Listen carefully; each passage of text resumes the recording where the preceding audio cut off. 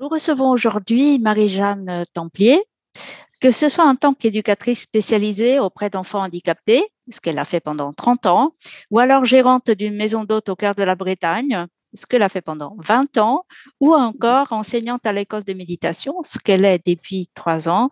Marie-Jeanne aura suivi un seul fil rouge: comment grandir en humanité du premier au dernier jour de sa vie. Pour suivre ce fil rouge, Marie-Jeanne s'est appuyée sur 3 repères: aller vers ce qui l'appelle, soulager la souffrance et la pratique de la méditation. Dans tous ces choix, le dernier mot revient au cœur. Que ce soit pour embrasser un métier ou pour le quitter, toute décision n'a été dictée que par un sens fort de l'harmonie. Marie-Jeanne, bonjour. Bonjour Sylvia. Merci de nous avoir rejoints au podcast de l'École en conscience. Je démarrerai par ton parcours. Encore une fois, on va peut-être un petit peu le balayer. Alors, c'est un parcours qui est très inspirant parce qu'il illustre bien comment nous ne finissons jamais d'apprendre. Et tu aimes d'ailleurs parler d'humanité en chantier. C'est une formule que tu affectionnes particulièrement. Et c'est d'ailleurs l'envie de refaire ton éducation, d'après tes propres termes, qui t'a poussé à choisir le métier d'éducatrice spécialisée. Est-ce que tu peux nous parler un petit peu de ton approche? Oui. Eh bien, je crois que plus que de choisir le métier d'éducatrice, j'ai l'impression que c'est un peu lui qui m'a choisi. Dans la vie, en général, j'ai plus le sentiment de prendre des décisions que de choisir. Je pense qu'il y a un chemin, il y a des situations qui m'ont amené à m'orienter vers le métier d'éducatrice. Quand je suis rentrée à l'Institut des carrières sociales à Poitiers, je me suis inscrite pour faire la formation d'assistante sociale. Et en fait, au bout d'un an, on pouvait choisir c'était un tronc commun la première année, on pouvait choisir entre le métier d'éduc et le métier d'assistante sociale. Et là, pour moi, c'était une évidence que j'allais faire la formation d'éducatrice. Et je peux dire qu'avec le recul, je me suis vraiment reconnue dans ce métier d'éducatrice. C'est vraiment pour moi mon métier. C'est ce qui était indiqué pour moi. Et c'est là que j'ai compris qu'en fait, j'avais besoin de refaire ma propre éducation, de revisiter ma propre éducation. Je pense que c'est quelque chose qui a été profondément nécessaire pour moi. Et ben voilà, c'est la vie en fait qui met sur un chemin et qui petit à petit oriente. Je le vois un petit peu de cette façon-là. Mm-hmm. Et la vie n'en finit pas de m'apprendre. C'est dans ce sens-là que je dis que l'humain est en chantier. C'est comme si l'humain en nous était un peu comme un enfant qui aspire à grandir. Mm-hmm. Et dans ce sens-là, je pense que je serai éducatrice jusqu'à mon dernier jour et que l'humain en moi a envie de grandir jusqu'à mon dernier jour, quoi. C'est un petit peu comme ça que je vois les choses. Voilà. Et je pense que pour répondre à ta question, là, je crois que j'ai à peu près fait le tour de ce que tu souhaitais. Oui, tout à fait. Il y a un élément aussi dont tu m'as parlé quand on a préparé cet entretien, c'était le lieu sécure. C'est quelque chose qui est aussi au cœur de ton expérience, de quelque chose que tu as trouvé à la fois et tu as voulu créer pour les autres. Et je voulais savoir si, à ton avis, l'école aujourd'hui peut être ce lieu sécure, à la fois pour les jeunes, à la fois pour ceux qui enseignent. Oui. Alors, ce lieu sécure, oui, au-delà de l'école, le lieu sécure, je pense que c'est vraiment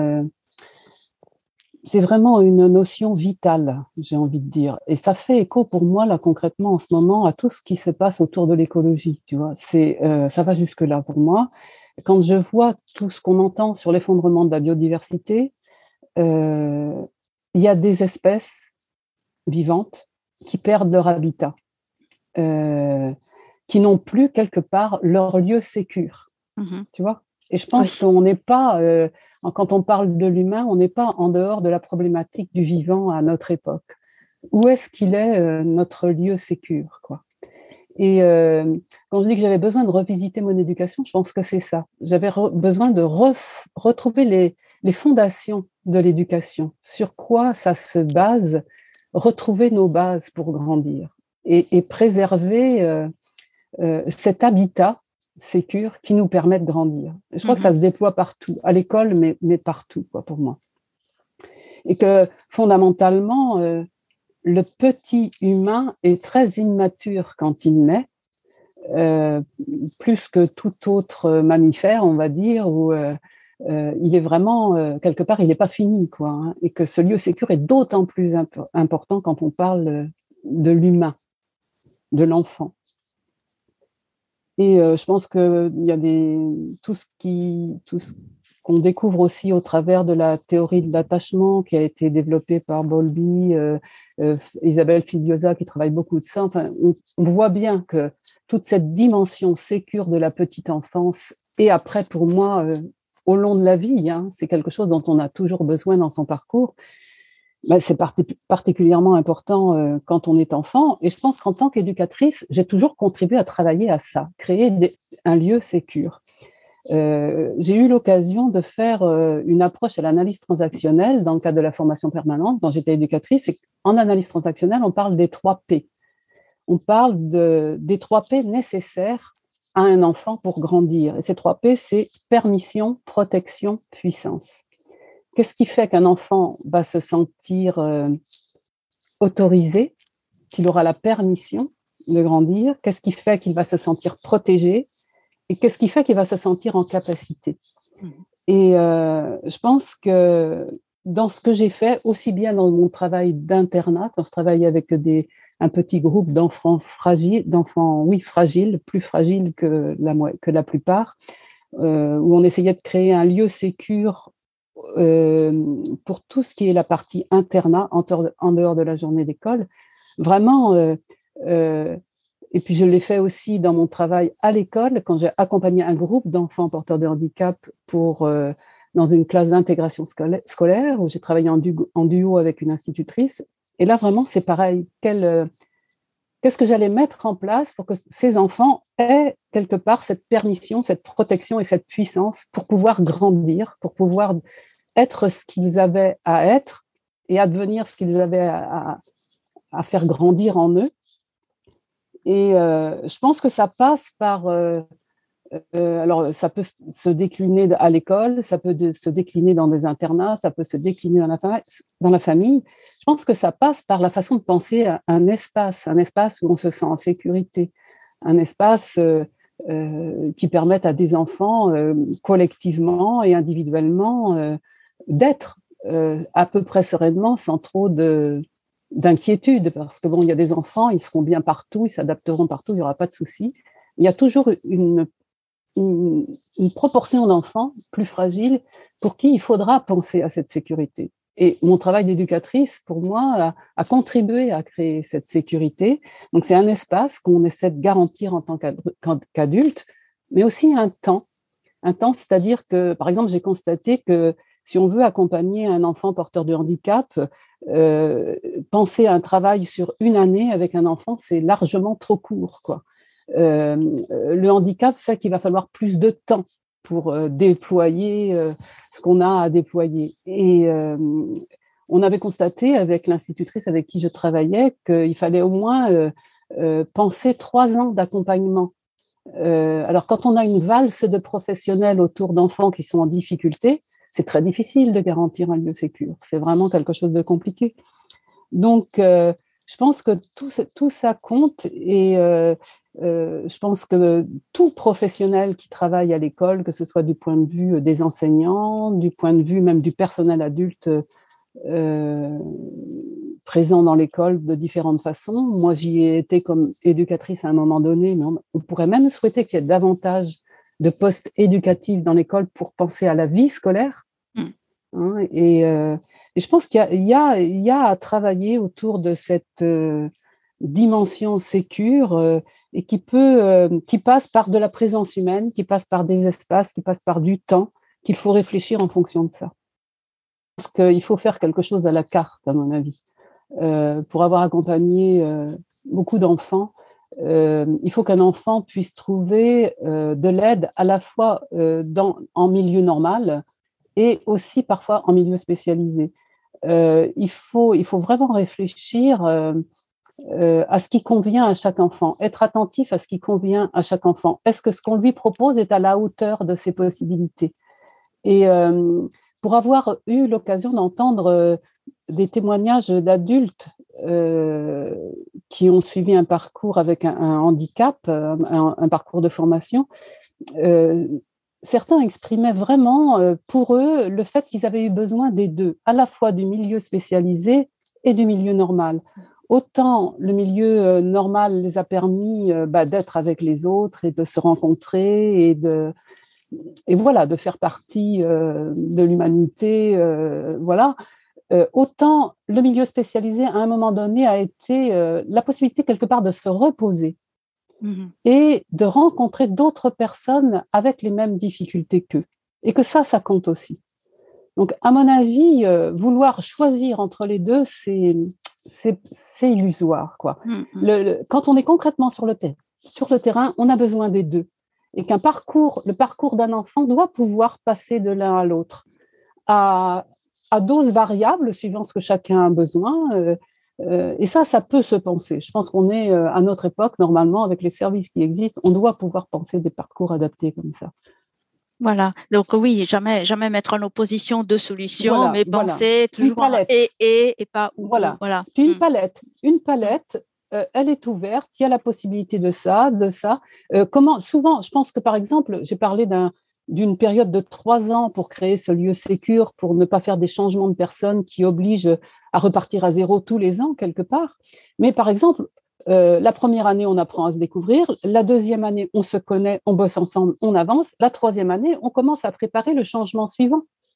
Et dans ce qu'on va penser avec chaque enfant, on peut préparer les changements, préparer les dosages de ce qui va convenir à chacun pour avancer sur son chemin. Je pense que ça, c'est capital, quoi.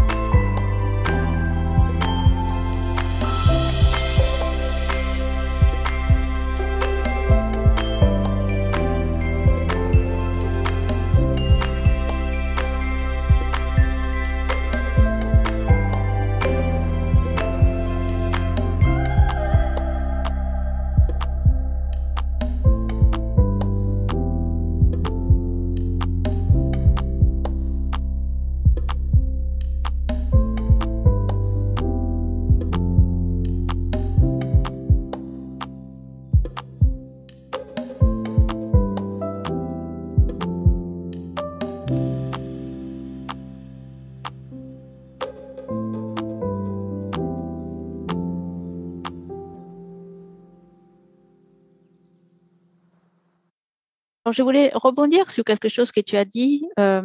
Tu parlais de puissance, révéler aussi voilà, ce qu'on a en soi en termes de capacité, de ressources, de potentiel.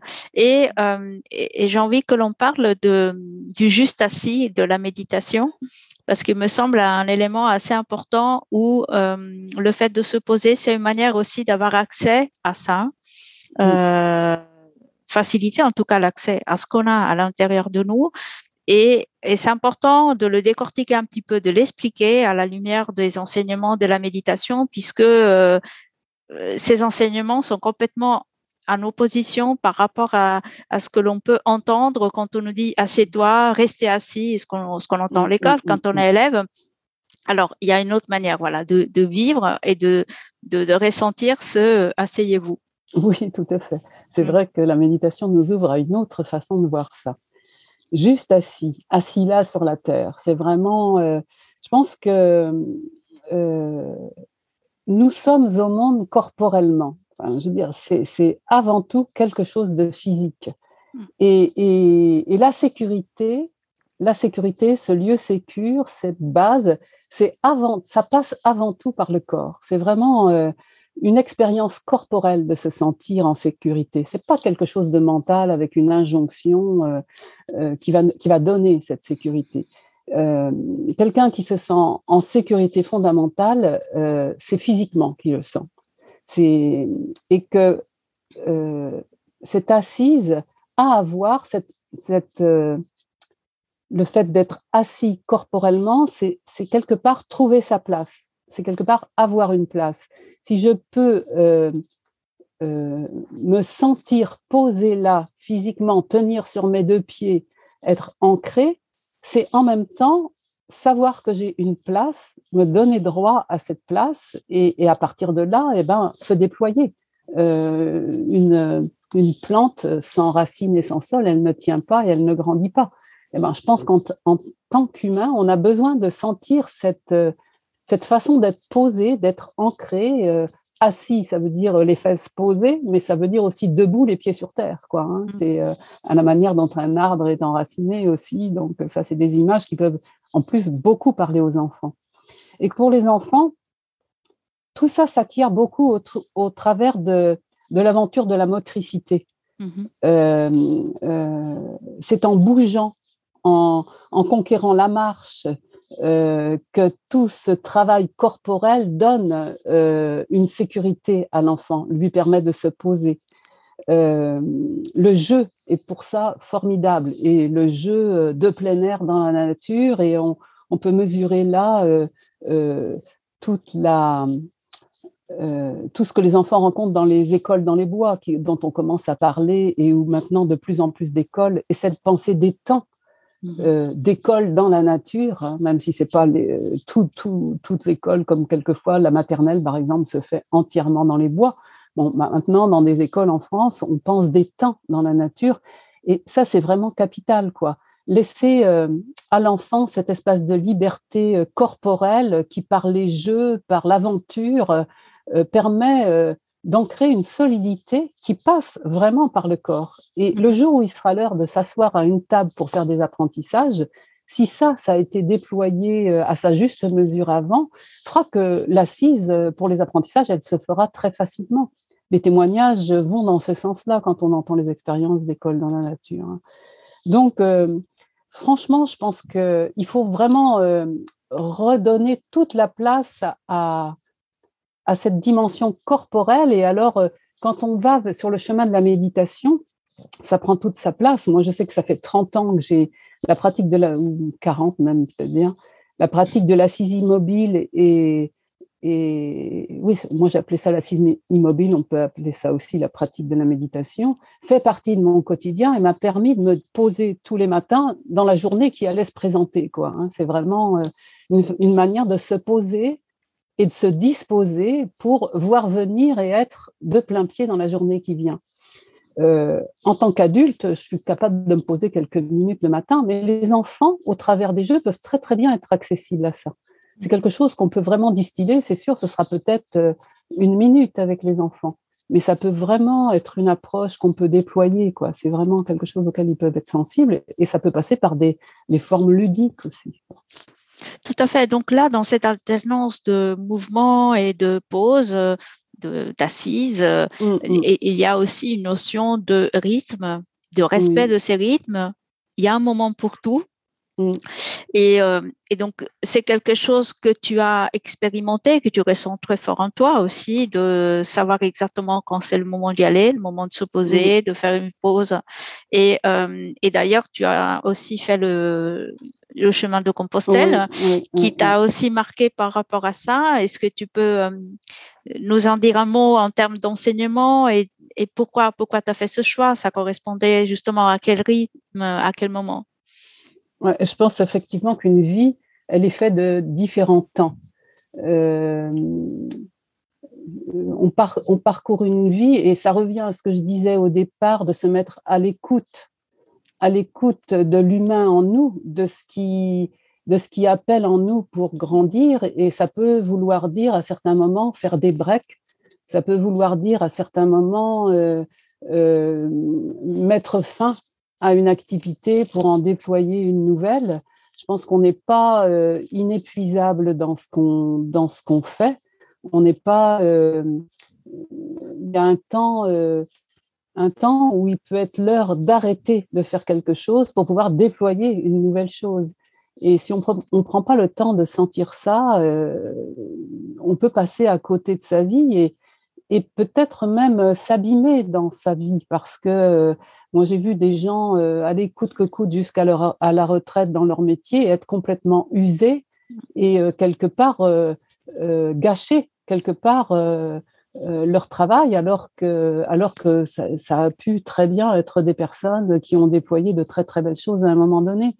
Donc moi, à un moment donné, j'ai éprouvé le besoin de faire effectivement un break, de faire le chemin de Compostelle. J'ai pris un petit congé sabbatique et je crois que j'ai vu que ce temps-là était juste, à la manière dont tout le monde autour de moi a accepté que je parte faire ça et a joué le jeu, quoi. Aussi bien je travaillais à l'école, enfin tout le monde a joué le jeu et vraiment j'ai pu partir dans de très bonnes conditions, mais parce que moi j'avais senti que j'avais besoin de ça, quoi. C'était vraiment quelque chose de vital et c'est quelque part explorer.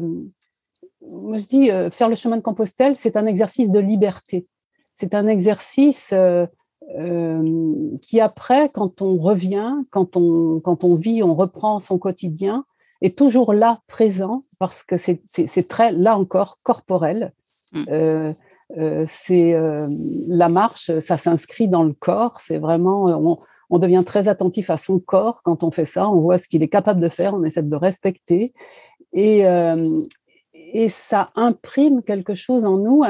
Et je dis que c'est un exercice de liberté parce que sur ce chemin-là, les décisions, on les prend au jour le jour. Qu'est-ce que je vais faire aujourd'hui? Jusqu'où je vais aller? Quand est-ce que je m'arrête? Est-ce que je continue? Etc. C'est un choix qu'on a fait librement. Personne à notre place ne prendra de décision. On peut le faire en se respectant ou le faire en s'abîmant. J'ai vu des gens, moi sur le chemin, c'était très drôle parce qu'on côtoie plein de gens sur le chemin. Et quelque part, on voit son propre chantier où il en est, on voit le chantier des autres. On croise les uns les autres, on discute, on parle, et ça se fait tout seul. Il y a une espèce d'ajustement qui se fait, on voit où on en est. C'est très, très révélateur. Et après, moi, quand je suis revenue, ça a été une école, quelque part, ce chemin.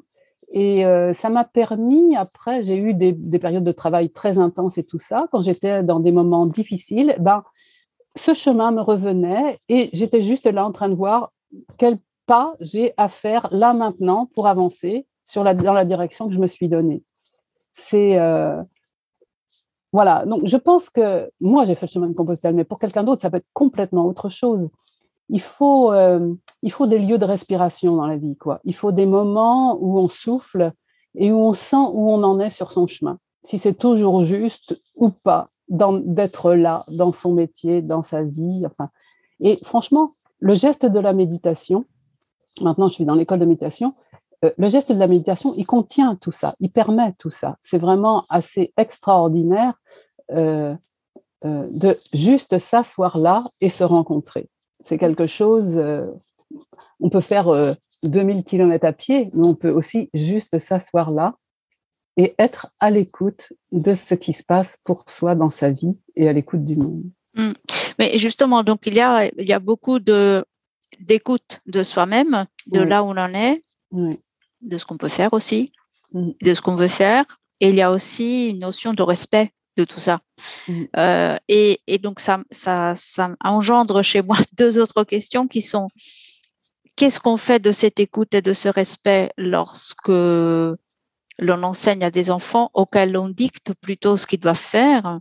Est-ce qu'on est vraiment, nous, à l'écoute de là où ils en sont, de ce qu'ils peuvent donner, ou on n'est pas plutôt là pour imposer des rythmes qui ne sont pas les leurs forcément? Et comment on peut se rencontrer avec eux pour respecter justement leurs besoins? Et une autre question concerne quel est le message pour l'enseignant lorsqu'il se questionne et questionne son cheminement? Est-ce qu'il peut se sentir quand même légitime pour enseigner et transmettre tout en étant en train de parfaire sa propre éducation? Voilà, est-ce qu'on peut avoir quand même un discours qui dit le chemin n'est pas en séquentiel, on peut être en parallèle, apprenant et enseignant? Oui. Ben, je pense qu'on apprend autant qu'on enseigne. Moi, je pense que les parents éduquent les enfants, mais les enfants éduquent les parents aussi. Je pense que les enseignants sont enseignés aussi par les enfants. Il faut vraiment se rendre sensible à ça, parce que je pense qu'il y a les choses ne c'est pas du copier-coller, quoi. Il faut sentir avec chaque enfant où on en est. Je pense que beaucoup d'enseignants avancent dans leur travail en prenant ça en compte. Là où en est l'enfant, le groupe d'enfants avec lequel ils sont et le travail qu'ils font. Moi, j'ai travaillé en duo avec une institutrice, donc on se partageait le travail quelque part. Hein. Mais par rapport à ça, moi, ce que j'avais essayé de déployer, ça a à voir avec tout ce qui concerne qu'est-ce qui fait qu'un enfant va s'autoriser à être ce qu'il est, surtout quand il est porteur de handicap, où très souvent, il se voit dans le regard des autres comme un enfant qui ne va pas. Et même il peut voir de la souffrance dans le regard de ses parents, et même à l'école, il peut sentir de la part des autres enfants des choses difficiles pour lui, parce qu'il voit bien qu'il n'est pas tout à fait comme il faudrait être. Donc, qu'est-ce qui va faire que, au-delà de tous ces regards-là, lui va pouvoir s'autoriser à être ce qu'il est et à avoir l'allant pour grandir dans sa vie et déployer les apprentissages que lui peut faire. Et moi, je sais que là encore, c'est beaucoup par le corps. Hein. J'ai essayé de déployer à l'école des ateliers, j'appelais ça des ateliers corporels, où j'ai fait une formation à la relaxation pour enfants avec une sophrologue qui s'appelait Geneviève Manant, et ça m'a énormément aidée. Pour moi, ce qui fait qu'un enfant va s'autoriser à être ce qu'il est, c'est par son expérience, l'expérience qu'il fait lui de la vie, l'expérience corporelle qu'il va faire de ce qu'il sent, ce qui lui va, ce qui lui va pas, ce qui lui fait du bien, ce qui lui fait du mal, d'explorer son ressenti à lui, son expérience à lui, et pas seulement se contenter de justement ce qu'on lui dit de faire, ce qu'on voudrait qu'il fasse et tout ça. Comme souvent dans le regard des autres, il voit des choses qui ne sont pas forcément toujours encourageantes et qui peuvent être douloureuses, eh bien, il faut bien que lui, il se fasse un petit peu l'arbitre de ce qui est bon et de ce qui n'est pas bon pour lui. Et qu'en tant qu'éducateur, et je pense que chacun, en tant qu'adulte, peut contribuer à l'aider à ça au travers… moi, je travaillais beaucoup à partir de jeux corporels et de rencontres du corps, rencontrer son ressenti.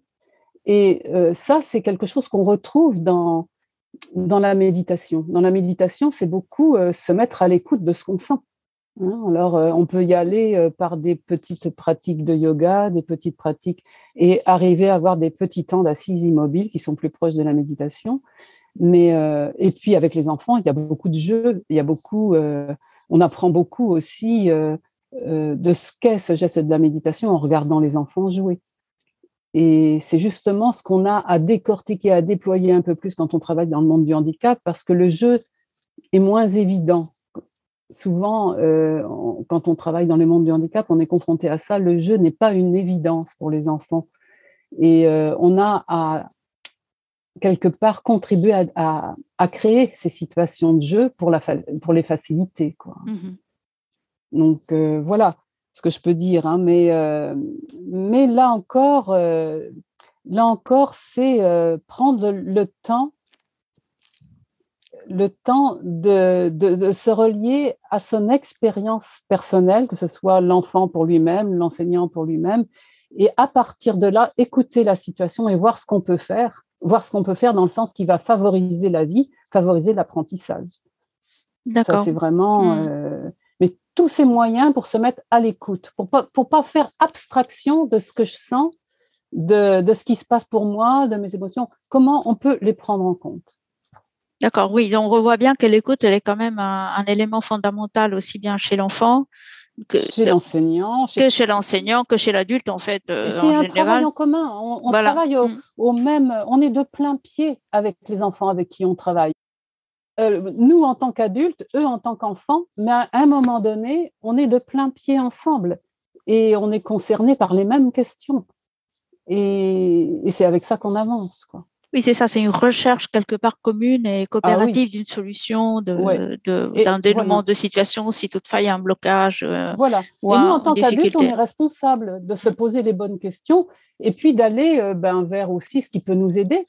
Moi, je sais qu'il y a, tout au long de mon parcours d'éducatrice, la formation permanente a été une ressource extraordinaire pour alimenter ce questionnement et nourrir ma motivation au travail, quoi. Ça, c'est clair.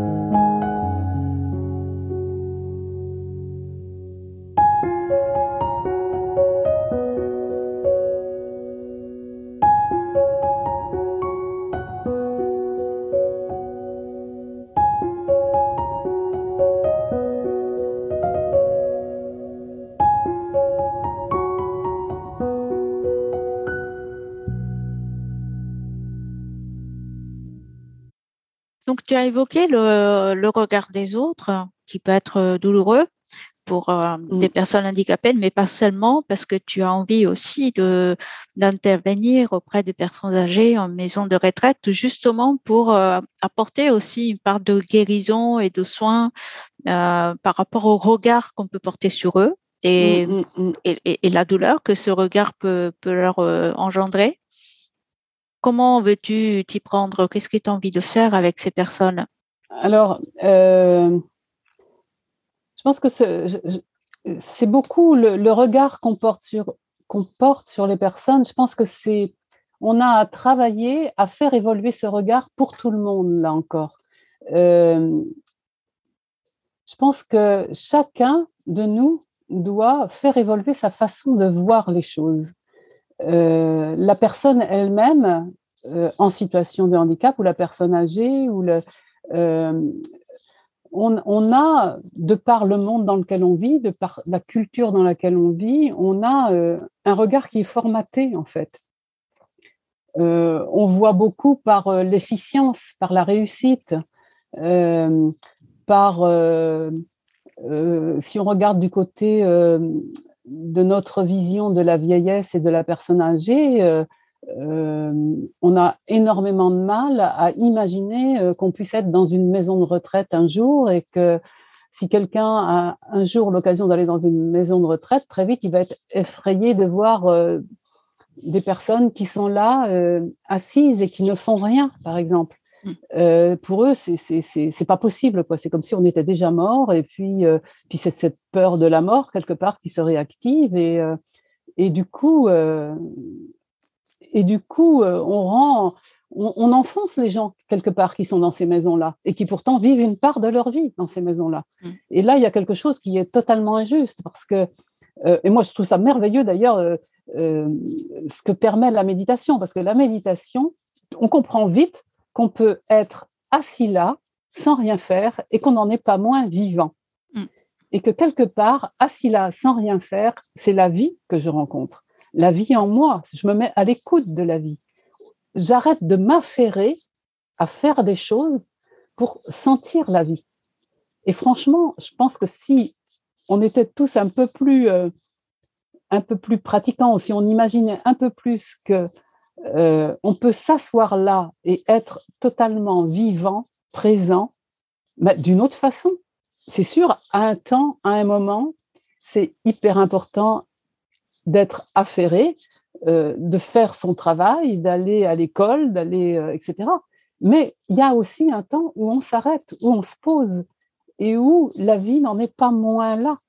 Et moi, je pense que le temps de la vieillesse est un temps où ce temps-là où on se pose est plus, et par la force des choses, prend plus de place.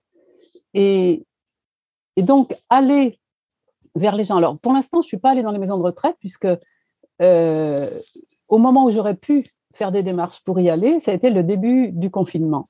Et quelque part, tout s'est verrouillé. Par contre, je suis allée dans le lieu où je vis, vers un tiers-lieu qui est en construction, et j'ai proposé un atelier de méditation. Et il est intergénérationnel. Il y a des gens, je ne sais pas, moi, dans ceux avec qui j'ai pratiqué la méditation dans cet atelier, ça va de la trentaine à 70 ans, voilà. Donc, c'est intergénérationnel, mais on apprend effectivement à s'asseoir et à être là, vivant, assis là sur la terre, à l'écoute. Et on fait la place à ce temps-là, qui est, à mon avis, comme un des temps de la respiration. Je veux dire, l'affairement nous épuise, nous fait perdre de vue l'être humain qu'on est. Si on prend le temps de s'asseoir et de se poser, on reprend contact avec soi et on peut évaluer là où on est, là où on en est, et reprendre pied dans sa vie en étant au clair par rapport à ce qui est essentiel pour nous. Donc, franchement, je pense que cette idée d'aller vers les personnes âgées, c'est parce que je pense qu'il y a une injustice à regarder comme on regarde la situation de la personne âgée quand elle ne peut plus rien faire. Franchement, il est temps que collectivement, on apprenne un autre regard sur cette façon d'être assis là, tout simplement. Tout à fait. Donc là, en fait, on parle d'éducation au sens large. Oui, vraiment au sens large. Oui. Au sens large, éduquer ouais. à un autre regard que l'on porte sur la condition humaine, et probablement parce qu'on s'est trompé en considérant humain et vivant juste ce qui s'agite, c'est qu'on en est un peu tous épuisés aujourd'hui. On a beaucoup de personnes qui sont en état de grosse fatigue, de découragement. On a beaucoup parlé, le Covid n'a rien arrangé, on a beaucoup parlé de la détresse des jeunes, des étudiants. Qu'est-ce qu'on peut donner comme conseil pour retrouver son énergie dans ce contexte? Oui, c'est compliqué, ça c'est vrai. Ça c'est vrai. Quand on regarde, c'est vraiment une période qui met à l'épreuve. Ça c'est là collectivement, on est plongé dans une période où on peut quelque part pas éviter les questions essentielles, quoi. On y est forcément confronté. On ne vit pas sans lien. La vie, elle est dans les liens. Et là, ça nous a été renvoyé de manière absolument fantastique. Et moi, concrètement, par le biais de l'école de méditation, par le biais de groupes de rencontres sur Zoom, par le biais de l'atelier dans le tiers-lieu près de chez moi. Quelque part, on a essayé de maintenir les liens et je vois que pour beaucoup de gens, ça a été une ressource assez extraordinaire. Je pense qu'effectivement, il faut trouver comment s'accompagner et qu'est-ce qui va nous accompagner dans un temps comme ça. Oui, tout à fait. En fait, ça questionne aussi l'ancrage et la solidité de l'individu lorsqu'il est seul. Ouais. Et en effet, l'importance de vivre en lien. Ouais. Tout à l'heure, je pensais aux oiseaux qui se parlent d'un arbre à l'autre, même de loin. C'est-à-dire chacun, il est sous son arbre, mais l'important, c'est de communiquer, de se passer les messages et de faire communauté. Et ça, c'est très important et probablement, il y a quelque chose, par contre, dans la solidité de l'individu qui n'était pas suffisamment consolidé pour que ces jeunes se soient effondrés au moment où le lien est venu à manquer. Je pense. Quelquefois, il y a un concours de circonstances. Personne n'est à l'abri de craquer. Hein. Il y a des concours de circonstances qui font que, je pense à une jeune où en même temps le confinement, une perturbation dans son travail où tout d'un coup elle se retrouve à ne plus faire que fabriquer du gel alors qu'elle avait un boulot qui l'intéressait. Tout d'un coup, il n'y a plus que le gel qui compte, il faut fabriquer du gel. Et en même temps, dans sa vie personnelle, le décès du grand-père qui fait que n'ayant pas pu voir son grand-père à Noël comme elle le voyait d'habitude. Enfin, des concours de circonstances qui font que tout d'un coup, on va être plus fragile et ça va concourir à un effondrement. Quoi, hein. Personne n'est à l'abri de ça. Quoi. Donc, il n'y a que par tout ce qu'on va pouvoir déployer pour s'aider, pour se reconstruire, pour se soigner, il n'y a que par là qu'on peut y aller. Et donc, je pense que ce que tu essaies de faire dans l'école en conscience, ça va avec ça. L'école de méditation que je connais, ça va avec ça. Et ces moments de fragilité qu'on a pu sentir, il ne faut pas les oublier. Il ne faut pas faire une fois qu'ils sont terminés comme s'ils n'avaient pas existé. Parce que c'est dans ces moments-là qu'on sent ce qu'on a besoin de mettre en place. Et c'est comme de la même façon, moi, ayant travaillé avec le monde du handicap, ce qu'on découvre avec les enfants porteurs de handicap, c'est valable pour tout le monde. Donc, il ne faut pas faire comme si ça n'existait pas. C'est un plus qui peut concerner tout le monde. Ce qu'on a compris avec eux, c'est valable pour tout un chacun. Et ces moments de fragilité qu'on connaît là, il ne faut pas qu'on les oublie. Il faut vraiment qu'on sente là où il faut porter notre effort pour accompagner l'humain individuellement et collectivement. Oui, ce qui est aussi une reconnaissance des moments de vulnérabilité. Tout à fait, ils ont leur place. Qu'ils ont complètement leur place. Et ce que tu dis concernant les porteurs de handicap vaut aussi pour les hypersensibles, HP, Pareil. etc., pour lesquels souvent on essaie d'adapter et de mettre en place des solutions sur mesure, mais dont tout le monde bénéficie finalement, parce que ce sont des solutions plus attentives à l'humain finalement, justement à son alternance de puissance et de vulnérabilité, et du coup elles sont plus adaptées finalement pour tout le monde.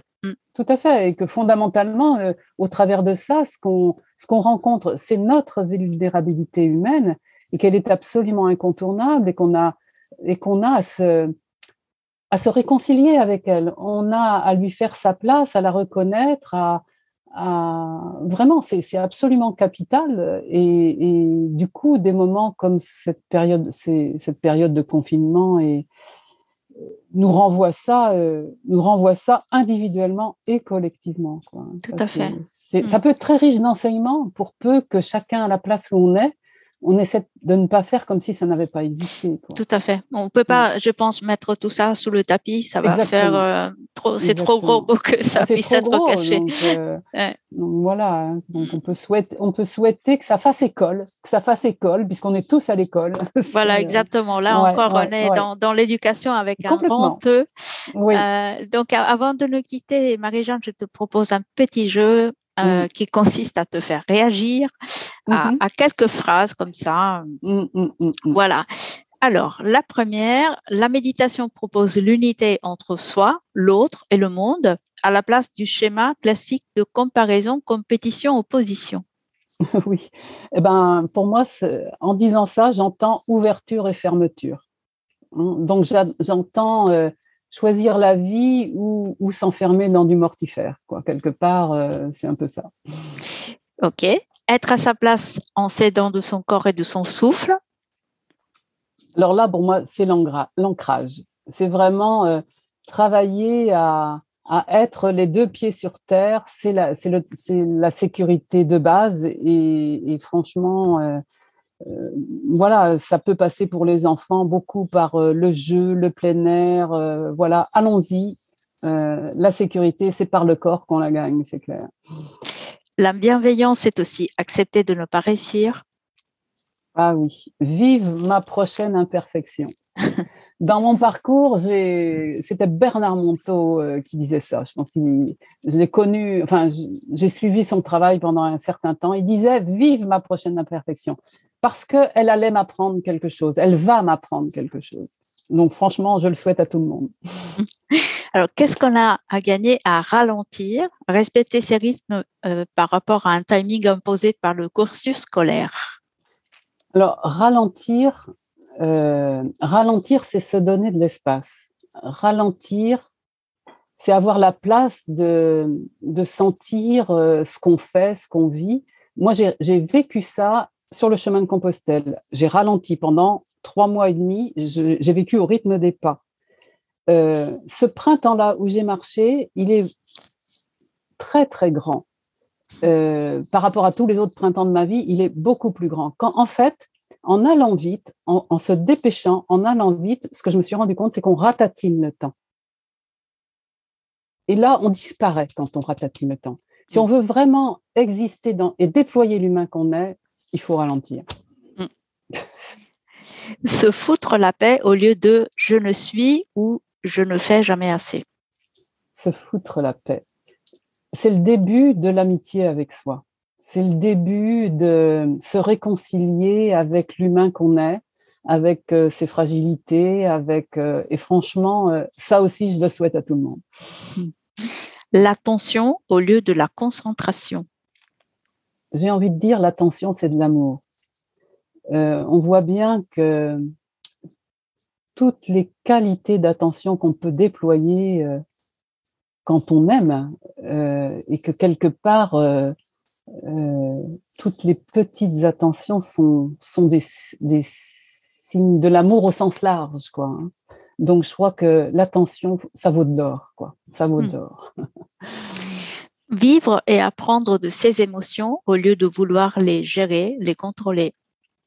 Ben, ça rejoint ce qu'on disait au départ, hein, c'est être à l'école, apprendre. En fait, nos émotions, elles sont comme notre souffle. Notre souffle, il nous maintient en vie. Ben, nos émotions aussi nous maintiennent en vie. Elles nous ajustent à toutes les situations qu'on est amené à rencontrer. Il faut vraiment leur faire confiance et les laisser faire leur chemin, sans se braquer contre celles qui ne nous plaisent pas. Elles ont leur place, elles aussi. Exactement, elles ont tout un message à nous communiquer. Ouais. Descendre dans ces profondeurs, connecter à plus grand que soi et réaliser qu'on y est déjà intimement lié, même dans les tâches les plus anodines. Et oui, bien sûr, le goût de la vie, c'est dans les petites choses de la vie. Et ce qu'on découvre aussi, c'est qu'on n'est pas un bloc uniforme. On est des êtres qui avons plein de couleurs, plein de facettes, qui pouvons déployer des choses très, très variées. Et vraiment se réconcilier avec ça aussi, plutôt que de nous voir d'une façon et d'être verrouillés, bloqués avec ça, laisser se déployer toutes les facettes de notre être curieux, vraiment j'invite à la curiosité de la vie, de l'être qu'on est, et franchement, allons-y.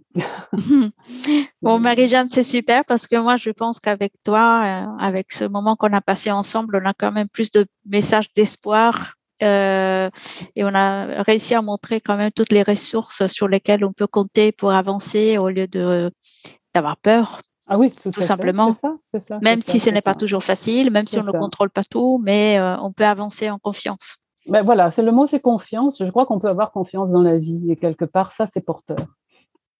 Très bien. Voilà. Merci beaucoup, Marie-Jeanne. Je te remercie beaucoup, Sylvia. Et bonne continuation. Merci, à toi aussi.